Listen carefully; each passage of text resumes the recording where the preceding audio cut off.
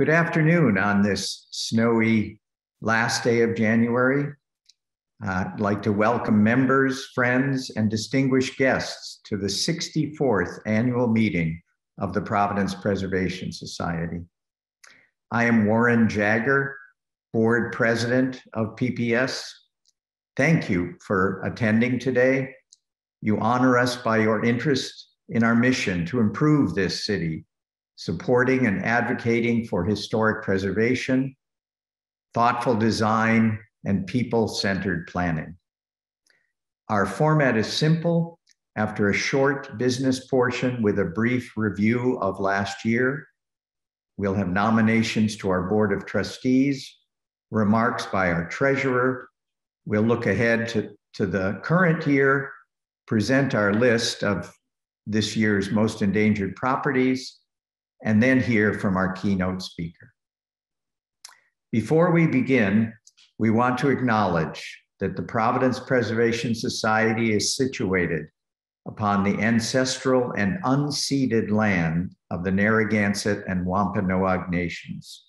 This acknowledgement reminds us of the significance of place, the continued existence of Indigenous people, and PPS's commitment to building respectful relationships with those who call these lands home today. I would like to thank our event sponsors shown on the screen, and particularly our partner in preservation sponsor, the Foundry Associates. We also recognize our other partners in preservation whose support has been especially meaningful and important this year. At this time, I call to order the 64th annual meeting of the Providence Preservation Society.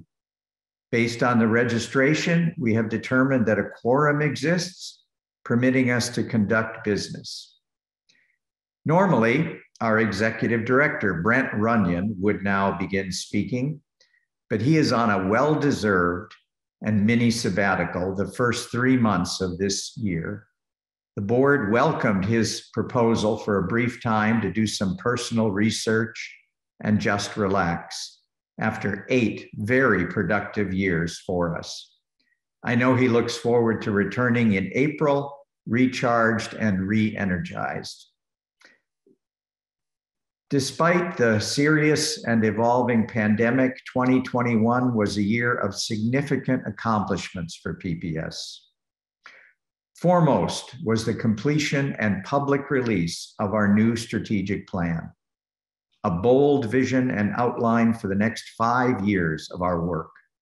I urge you to read the document on our website and let us know your thoughts.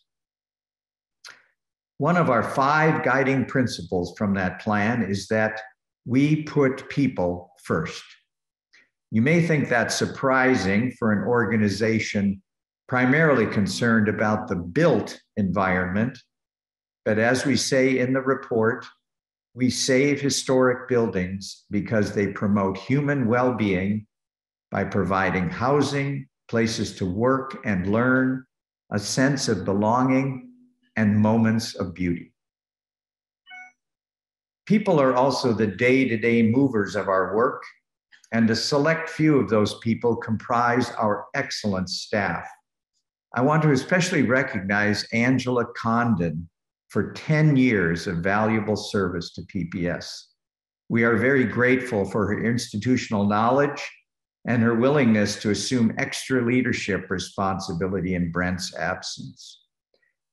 Kate Blankenship coordinates membership and development, and her efforts led to a record year of contributions to our annual fund last year.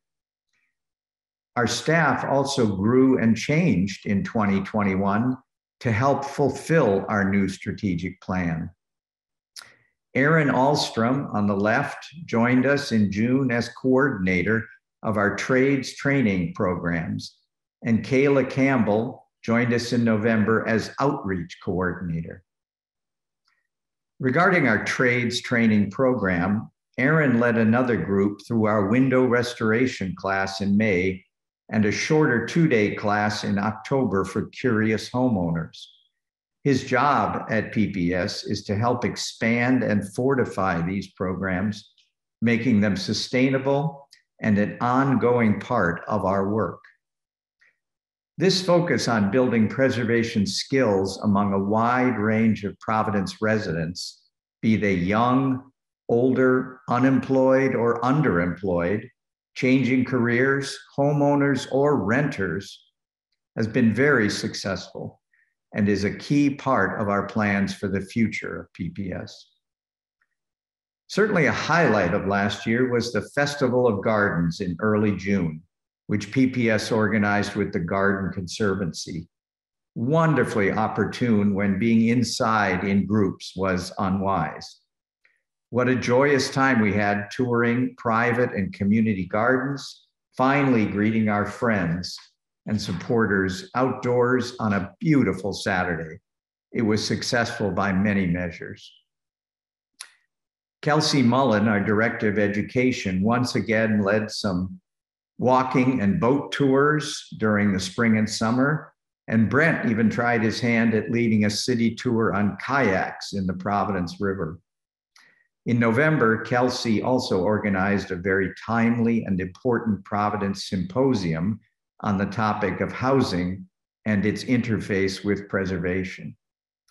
The symposium drew local and national experts together on Zoom and delivered real, factual knowledge of how preservation can address the housing crisis in Providence and beyond. Rachel Robinson, our Director of Preservation, contributed her knowledge of architectural history to the popular lunchtime series Bite-Sized Preservation, episodes of which occurred throughout last year. And late last year, a design committee of volunteer professionals and trustees approved the final construction documents for the renovation of our headquarters building, the old brick schoolhouse, and sent it out to selected contractors to bid. This project, the result of our successful capital campaign begun a couple years ago, will finally get underway very soon. More on this later. On screen now are some encouraging statistics about our membership and supporters. I now want to introduce Laurel Bowerman, PPS trustee and our treasurer, to give a brief report on the organization's financial picture over the last year. Good evening, everyone. As treasurer of the Providence Preservation Society, I am happy to report that the organization is financially sound and our 2021 performance was positive. Last year, the organization had net income of $202,000 on revenues of $746,000. Our revenues were garnered primarily from our annual fund, our Partners in Preservation program, our membership drive, and the Festival of Historic Houses. We also were the beneficiary of the CARES Act and received funds from the PPP program. And because we retained all of our staff during COVID, we received funds from the Employee Retention Tax Credit program. With respect to our balance sheet, our investments grew from $2.1 million in 2020 to $2.4 million in 2021, and our net assets grew from $3.6 million in 2020 to $4.4 million in 2021. In addition, we have no debt. That concludes this year's treasurer's report. And I now introduce trustee Barbara Sokoloff to review our departing and newly nominated board members and officers. Thank you very much, Laurel. I'm very pleased to thank the departing board members who have served PPS so well.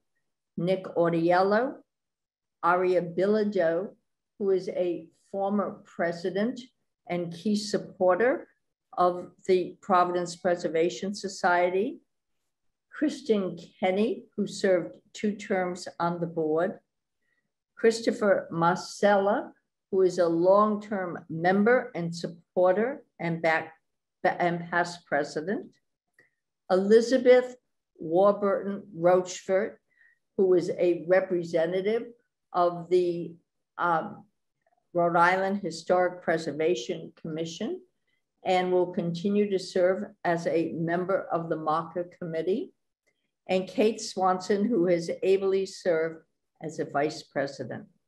So join me all in thanking these marvelous people. In addition, I would like to put forward the following people for your consideration as trustees to be appointed in this year. Joanna Doherty, who will join us as ex officio from the Rhode Island Historic Preservation Commission.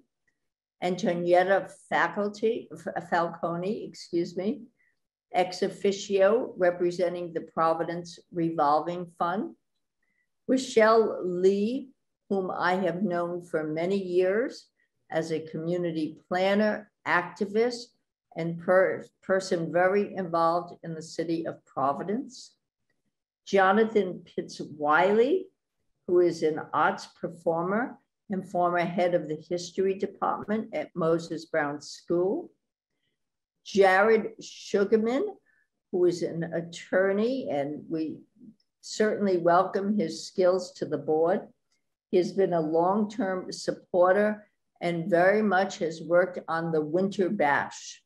So I would call for a poll to be shown so that everyone can cast a vote for these new members in accordance with the bylaws. So we ask you to ratify these names.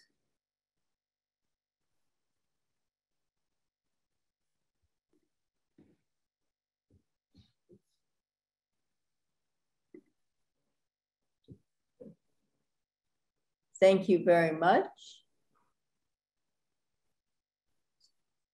I would now, so we have 95% have voted yes and 5% have abstained.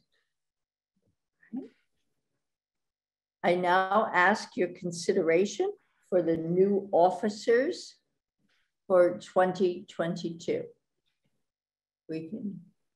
So can we see the slate of officers? There we go. Let's see. For president, continuing in his second year, Warren Jagger. Each of the following are nominated for a one-year term. For vice president, Rita Danielle Steele. For vice president, Heather Evans. For treasurer, Laurel Bowerman. For secretary, Patricia Raub. On behalf of the Board of Trustees, I move that the 2022 slate of officers be approved. You see the poll on your screen, and please vote when prompted.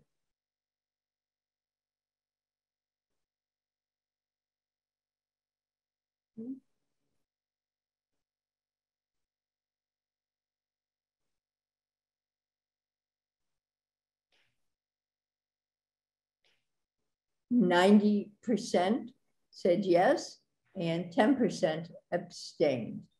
So thank you all very much for voting. The slate of officers is approved. I'd like to sincerely thank all of our returning trustees who have helped to steer the organization through an extraordinary year. Thank you for your continued commitment to PPS. Your guidance is vital to our success. I now turn it back to Warren Jagger. Thank you, Barbara. And thank you also to the returning trustees.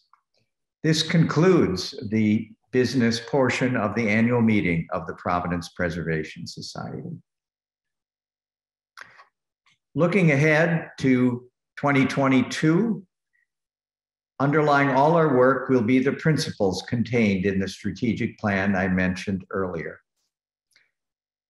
Those principles have already resulted in planned changes to our venerable and important historic marker program.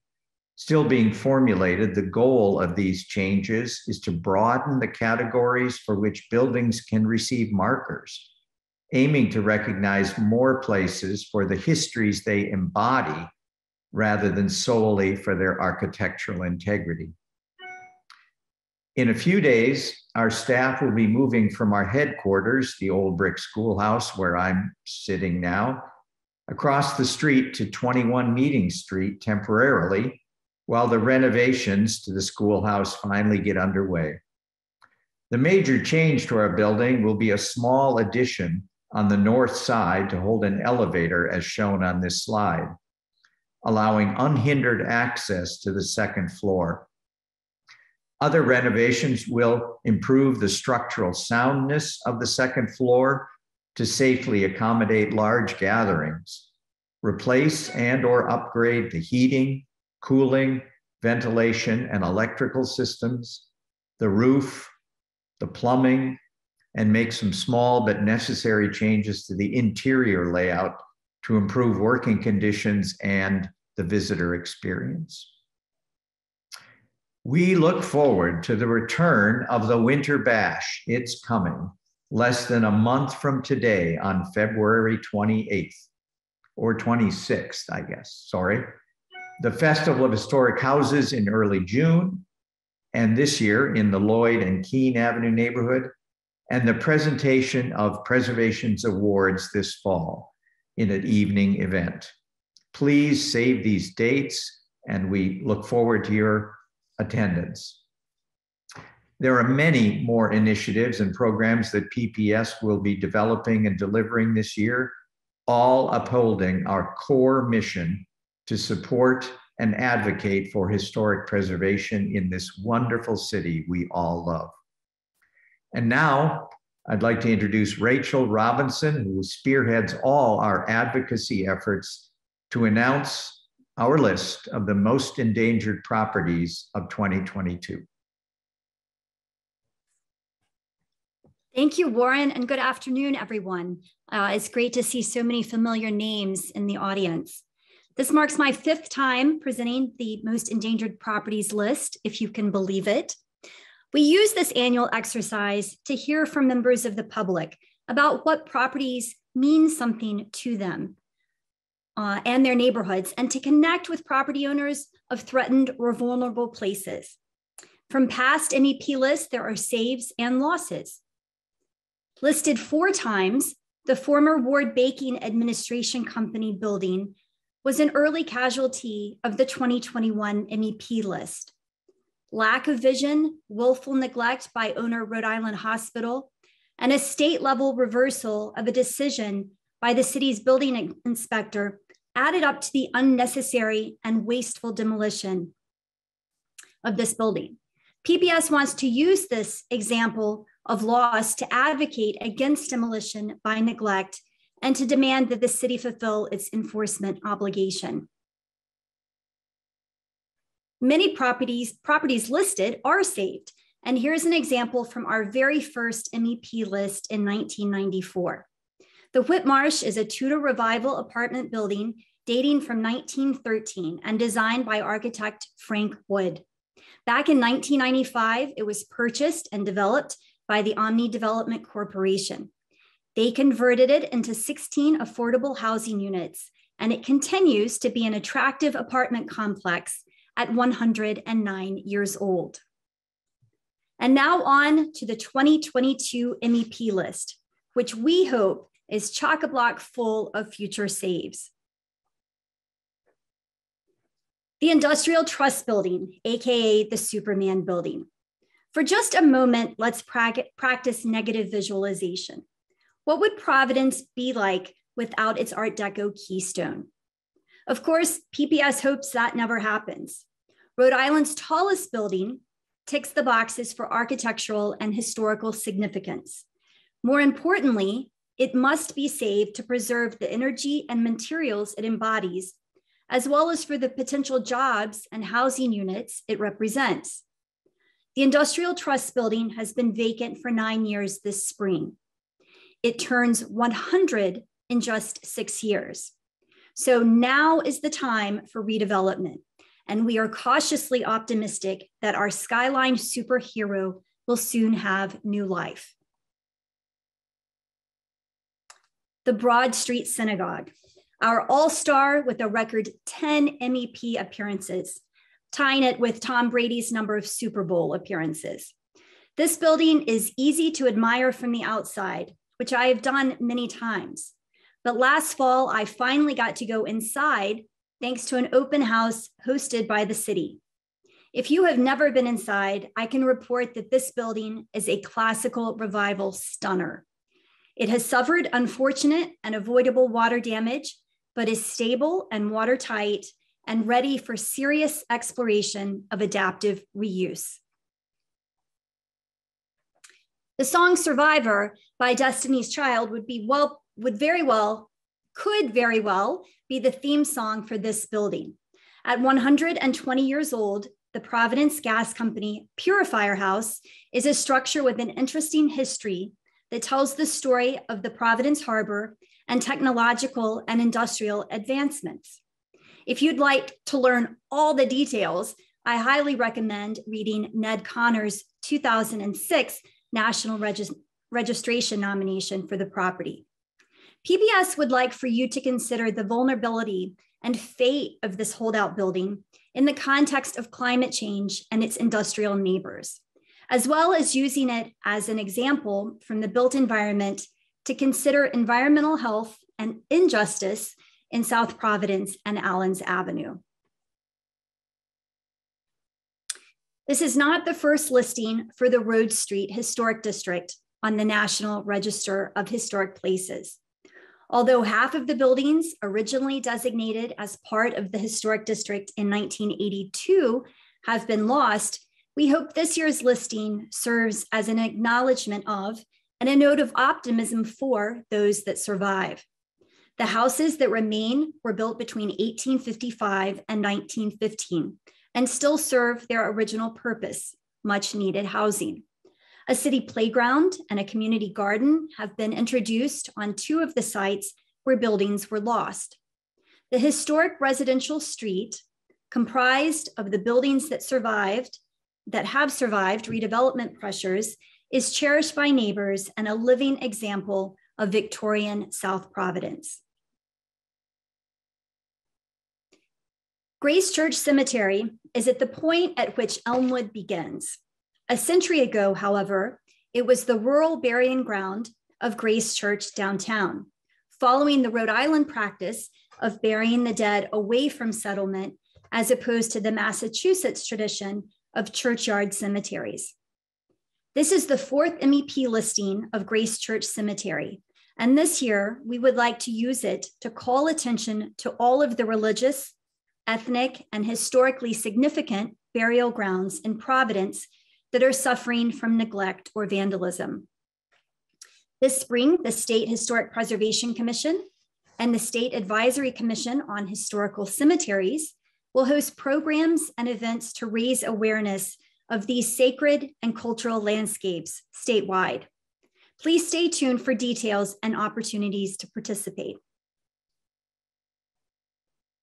The Cathedral of St. John. This dignified, sacred place on North Main Street should be familiar to all of you. It has appeared on the MEP list 7 times previously, though this is my first time to prepare the listing. Through the research process, I learned that this is a pro-cathedral, a parish church that becomes a cathedral rather than purpose-built as such. You may not know that the Episcopal Diocese of Rhode Island owns the entire College Hill block where this 1810 church by John Holden Green stands. As congregations decline and face stewardship challenges in the 21st century, both here in Providence and nationwide, the diocese is bravely facing the future of their site and the array of colonial, federal, and modern buildings and the cemetery present within it. Over the past couple of years, PPS has introduced unconventional endangered properties and objects, and even the entire city of Providence threatened by climate change, so that we can reconsider what preservation means today. This year, we invite you to think about how preservation can remember and protect something that is lost. Not a building, many buildings. a neighborhood of the city's first community of voluntary immigrants from sub-Saharan Africa, squeezed out due to federal intervention, gentrification, institutional expansion, and PPS's own underestimation of threats previously. As land that was home to Cape Verdeans and Fox Point is redeveloped again as part of the I-195 district's east side parcels, a team of descendants of the displaced is turning to 21st century technologies to design and curate their now intangible but still living history. We are proud to recognize their efforts. PPS hopes that the Prince Hall Masonic Temple will be the phoenix of the MEP list. After suffering a devastating fire on Christmas Day 2020, this historic branch of Black Freemasonry, celebrating its 225th anniversary this year, is working to rebuild. Brent and I have had the privilege of getting to know the Prince Hall leadership and assisting as we can in their effort to restore what was originally an 1893 wooden schoolhouse. And here you can see its sister property, the Almy Street School on the right in the West End, which also survives. The Masons also would like to introduce a modern addition, enabling them to fulfill their civic and social obligations. I realize that some of you might be wondering why PPS would list the underused Urban League of Rhode Island building. Remember that in preservation, architectural significance is but one criterion. We also consider historical and cultural significance, and this site has those in spades. The Willard Avenue Shopping Center that preceded the current building was the first urban renewal project in Providence in 1954. While it served as a retail venture and resource for the neighborhood, it also raised 18 acres of shops and houses occupied by African Americans and Irish, Italian, and Jewish populations before them. I invite you to read the full description of this property and to consider how its history, which includes waves of immigration, federal intervention, and race riots, can inform the present and future of the site. And that's it, our 2022 MEP list. You can find all the descriptions for this year's 9 properties on our website and learn more about why they are endangered, why they are important, and what might happen to them. Now it is my distinct pleasure to welcome our keynote speaker, Milan Jordan. For the last several years, PPS has been thinking in new ways about how to engage more of our neighbors in the work of caring for old buildings. Rhode Island has some of the oldest building stock in the country, and keeping thousands of historic properties in active service is a group effort. A big piece of the puzzle requires addressing a critical skills shortage in the preservation trades. We've known for a long time that there aren't nearly enough people working in the preservation trades, even while the state faces higher than average under and unemployment numbers. So we started a training program that pays Rhode Islanders facing barriers to employment to learn traditional building skills, with the goal of growing the community of skilled craftspeople who will care for our homes, schools, businesses, and civic buildings into the future. We continue to expand this program and hope to open a community workshop where this training and mentorship can take place before too long. We're hardly alone, and PPS joins a national network of preservation organizations who are all tackling historic trades training. One of the leaders in this work is the HOPE crew at the National Trust for Historic Preservation, which brings hands-on preservation experience, HOPE, to a new generation of preservation tradespeople. And our guest speaker today, Milan Jordan, directs this incredible program. Prior to joining the National Trust, Milan was Director of Workforce and Emerging Professionals at the American Institute of Architects, where she developed programming and resources for early career professionals, as well as women architects. Milan holds a Master's of Architecture degree from Georgia Tech, also Brent Runyon's alma mater, and a Bachelor's of Arts degree in American Studies from the University of Maryland, College Park. Milan, we are so grateful for your leadership and time today. Thank you for being with us. Thank you so much, Rachel. Let me just share my screen and then I will get started.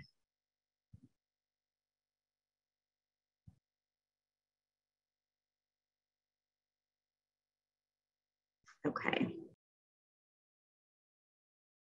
Hello, everyone. I'm so pleased to be with you here today, and congratulations on your wonderful MEP list. I'm excited to tell you more about Hope Crew and our work to support the preservation trades movement. But before I do, I'll show you some embarrassing pictures of myself to demonstrate the winding path that's led me here and still colors the lenses through which I see opportunities. I did not expect Rachel to know so much about me, so that some of this will be a little repetitive, but my graduate degree is in architecture. And I came to that from an interdisciplinary background of American studies. And I've always been drawn to the people side of things, much like Warren's opening remarks, the aggregation of people and places, not just the bricks and mortar. And I've spent my somewhat short professional life in nonprofit real estate development, largely focused on affordable housing and gentrifying areas, and then at the nation's architectural organization of AIA, where I worked on practice innovation, women's leadership, resources for aspiring architects. And I've always found the people side of the built environment. And now I work with Hope Crew. Hope Crew is a program of the National Trust for Historic Preservation. And for 70 years, the National Trust has led the movement to save America's historic places. A privately funded nonprofit organization, we work to save America's historic sites, tell the full American story, build stronger communities, and invest in preservation's future. Hope Crew is the Trust Trades training arm, and that's what I'll be mostly talking with you about today. I will mention, of course, we are just one national organization working to support and develop the preservation trades pipeline. There's an amazing ecosystem of national, statewide, and local partners that all have different approaches and strategies to help tackle the issue, of which preservation PPS, with initiatives like the Trades Community Workshop and Incubator that we hope will become a national model. We consider you guys amongst the partners as well. And I wish you luck on your pitch and the People's Choice Award for PBS. A common example that highlights the need for and shortage of skilled trades labor is in the event of a natural disaster.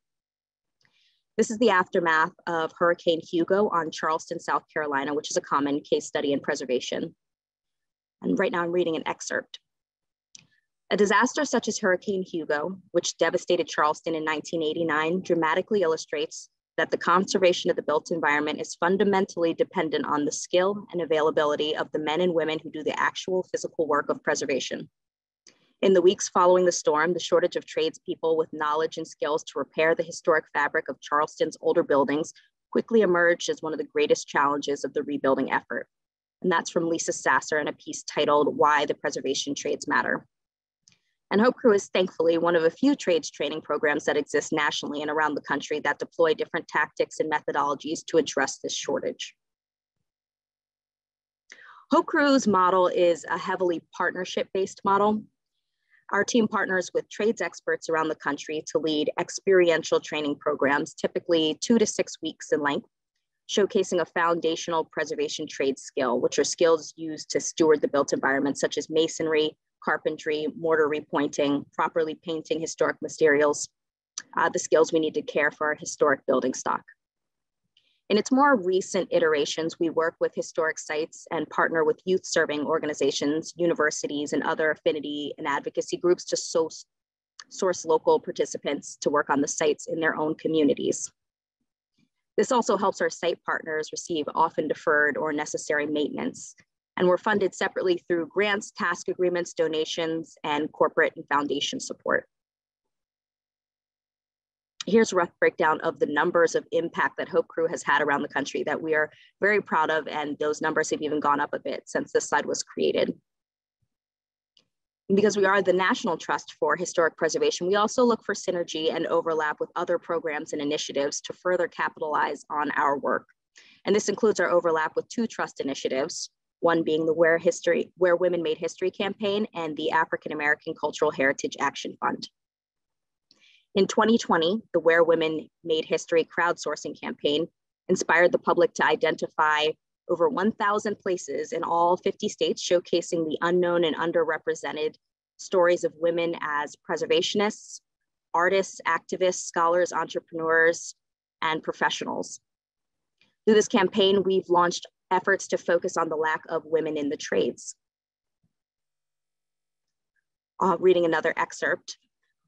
Although underrepresented groups such as women represent a huge labor pool, they are not always welcomed into the construction industry. Regarding participation of women craft workers, a study conducted by the National Women's Law Center in 2012 indicated the percentage of women in construction trades has remained almost the same from 1983 to 2010. This creates a major contrast between the jobs in construction industry and other industries regarding gender diversification. In fact, the percentage of women in many other occupations that used to be male dominated have increased during the same period, 1983 to 2010. Meanwhile, construction trades pay better than many job opportunities for women, and they could be attracted to the industry if contractors could provide a better work environment. As Schleifer in 2002 discussed, increasing women participation in construction craft occupations is one of the quickest solutions available to the industry to reduce its skilled workforce shortage. And this is from a CII study, which is the Construction Industry Institute out of UT Austin. So in July, we partnered with Oregon tradeswomen, University of Oregon, and the Tongue Point Job Corps to bring the first majority women's Hope Crew in the program's 7 years of existence. The project was all women leadership and majority women from leadership to labor, including the trades expert, who was Ariana McCow, who was founder and president of the Oakland-based Zilani Glass Conservation. McCow is the first woman to receive a master's degree in stained glass conservation from the Royal College of Art in London. The Oddfellows building was also saved and is now owned and operated by women and is home to all women-owned businesses. And that's really one thing Hope Crew is proud of. In telling the full American story, we're able to craft experiences that let underrepresented groups see themselves in the preservation movement. Hope Crew has 3 general umbrellas or models in which we interface with the public. The first is Introduction to the Preservation Trades. The Oddfellows project I just spoke about is that model. We secure funding, find a historic site in need, and source local youth to help address the site's needs. These experiences are typically 2 to 6 weeks in length and result in a building feature being restored or preserved based on the Secretary of Interior standards. For this Oddfellows project, the trades expert and crew focused on scraping and reglazing the historic clear story windows on site. The next model is Preservation in Practice, which is a 3-way partnership between the Advisory Council on Historic Preservation, the National Park Service, and the National Trust. This program focuses on HBCU architecture students. And the intention of Preservation in Practice was never to create more tradespeople, more so to create more preservation-minded future architects.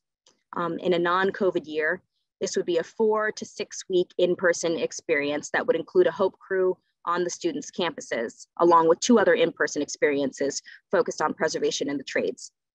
I'll speak a little bit more about this model in a moment, but the third way we interface with the public is through large-scale volunteer projects that engages a large group of the public in a very simple, low-skill trade for the good of a historic site.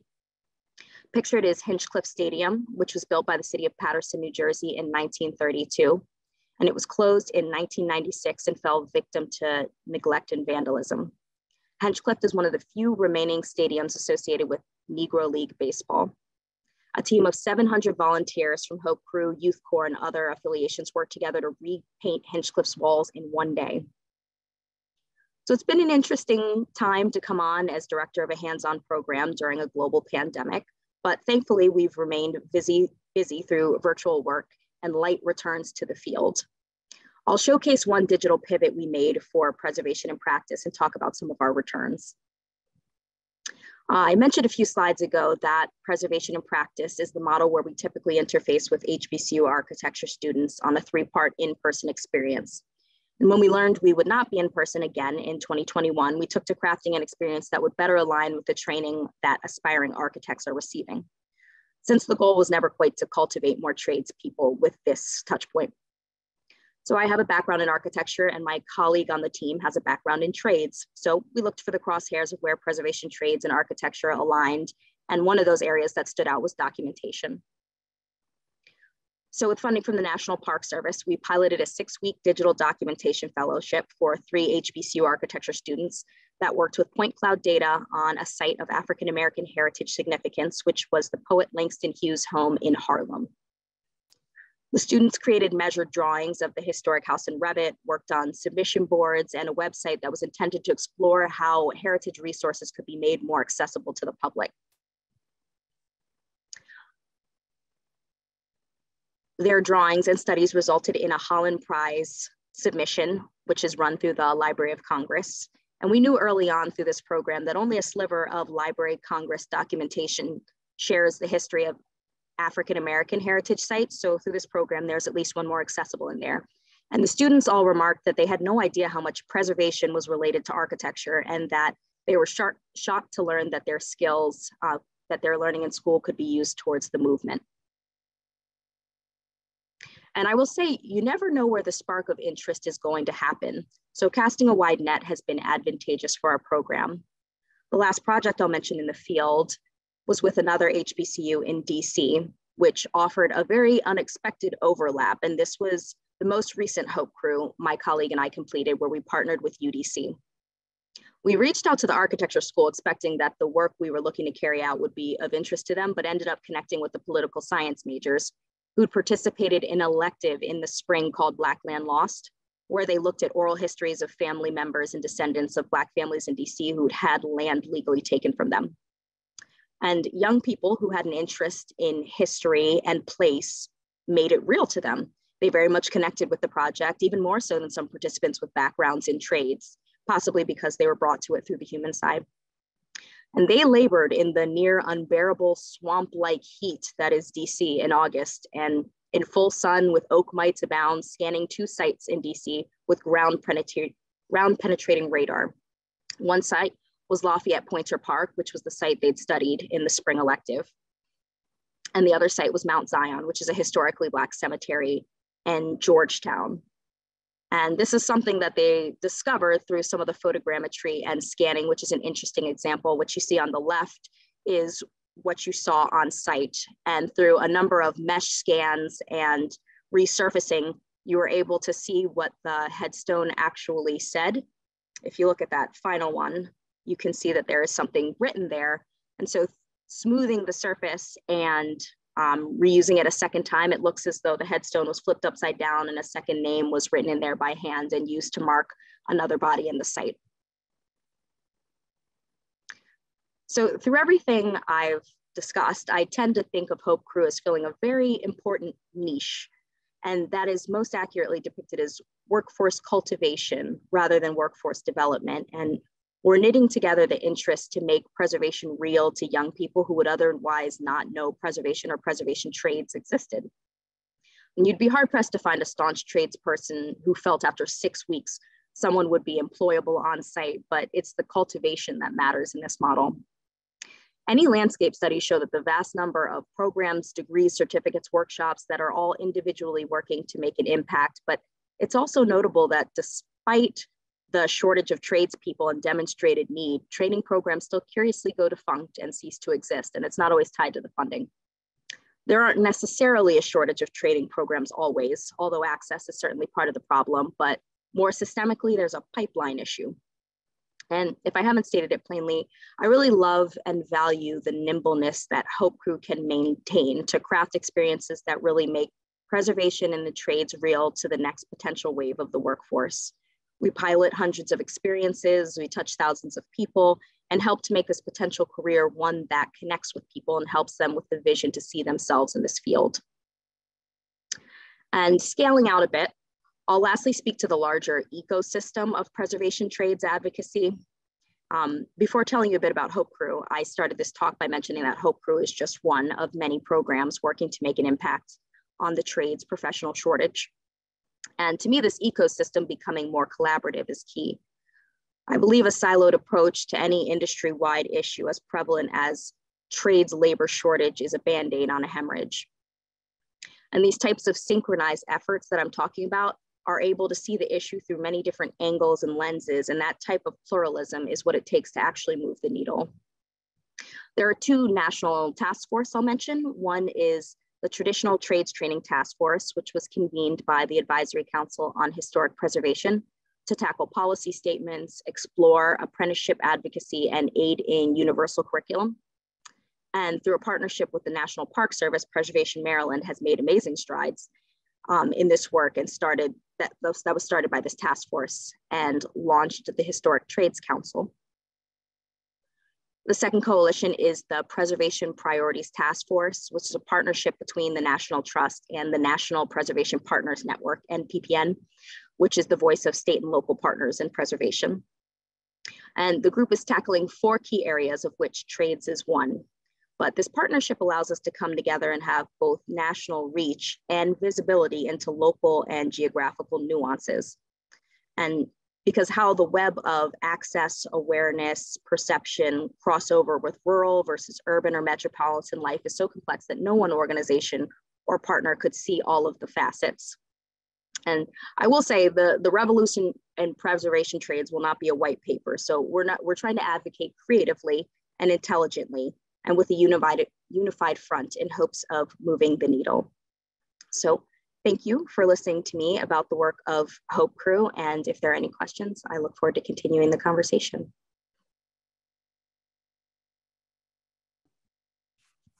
Thank you very much, Alon. That was wonderful.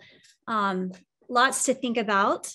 And I noted that it's so curious that the political science students were involved in the DC project, but that caught my ear because 100 years ago, I was a political science major in undergrad. I don't see any questions at the moment. I'm sure we could tackle one or two if they were entered in the chat very quickly. Otherwise, I just want to thank you very much for being here and talking about your program and how it is similar to our program, or moving towards similar goals. And now I would just like to hand things over to Warren for closing remarks. Thank you, Rachel, and thank you, Milan, so very much. I hope we can, with our program, touch on some of that and learn from it, and maybe you can learn a little bit from us. So that's all we have tonight. We said it'd be brief. Thanks to all of you for joining us this evening. We hope that around this time next year, we might be able to gather in person for PPS's 65th annual meeting. Before then, we hope to greet many of you at this year's upcoming events. Thanks again, and have a good evening.